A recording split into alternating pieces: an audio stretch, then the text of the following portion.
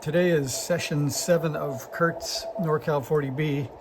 Last time we found out that per the instructions actually, L6 was only 12 turns and should have been 30. So I just wound a new 30 turn coil, and I'll show you where L6 used to be here.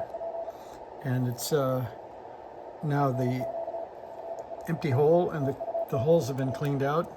And by the way, the reference NorCal 40B is the music in the background. So in case you're listening to the CW, it's the NorCal 40 working like a champ, and somehow the noise levels are lower tonight, so it's quite nice.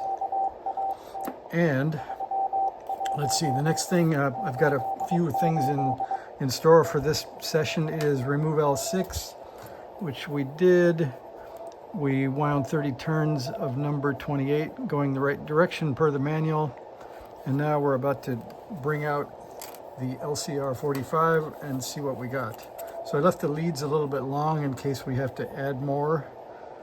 Rumors are that we'll have to take some off, but we'll see what we get. So I'll be careful to get the leads apart and get my hands out of there.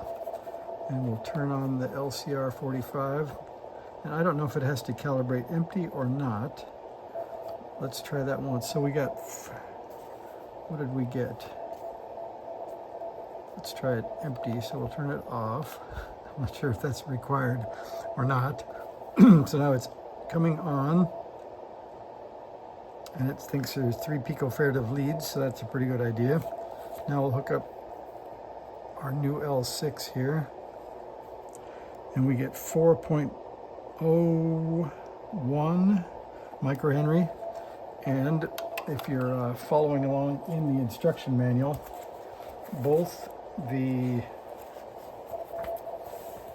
let's see, I'll get you a look at the schematic quick, and maybe a look at the parts list if we get a shot, but at least the schematic is what I built from the last time, so we'll call that safe. So we come in here, and you can see that L6 is here. It's 3.5 microhenries with 30 turns on a T37-2. So we'll have to take some turns off because there's no room to stretch anything. This inductor is pretty full. So let's pull off a turn.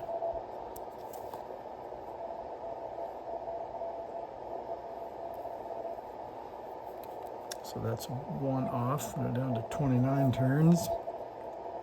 And we'll go on there and see. Apparently not connected well.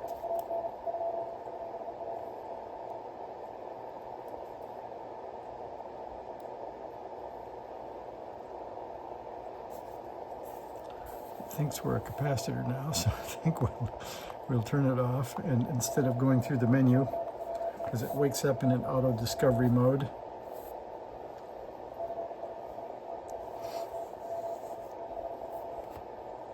Must have missed the connection here or not stripped it well enough.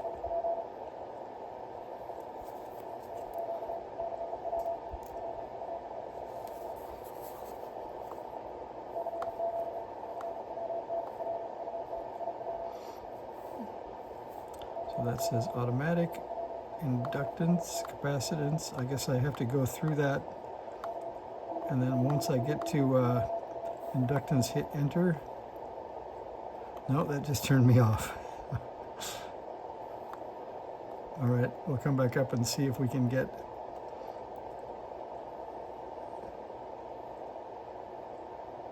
somehow, I don't know if my probes are not making connection or not. We're not getting that same nice reliable measurement. So let me take out the stripping tool of choice here. And I'm not being awfully careful because I'm not going to use this end of the wire anyway.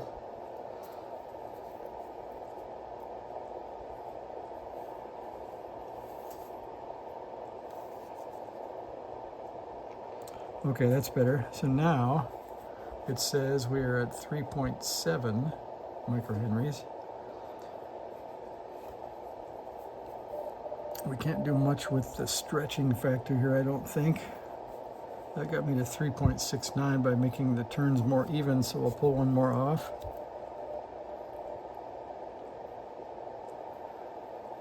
And thank you again for the suggestion to buy the LCR 45. As advertised, a fine piece of British equipment.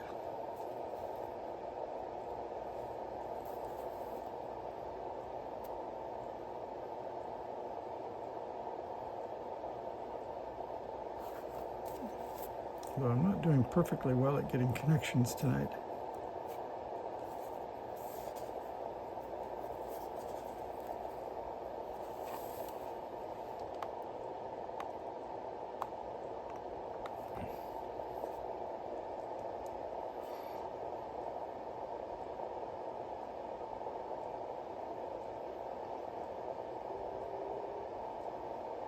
I'm not sure why that is. See if my leads are connected well. Oh, there we are.